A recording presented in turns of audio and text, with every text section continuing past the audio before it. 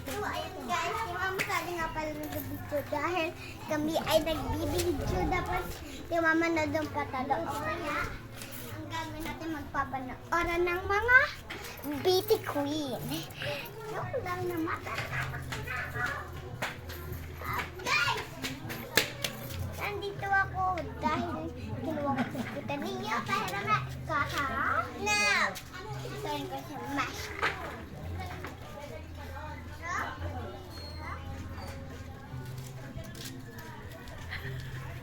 Ayan.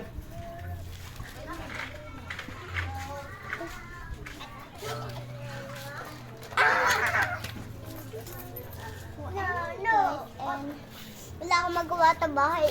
Ano pa kaya gagawin ko sa bahay ni Mama Sally? Una, check. Okay.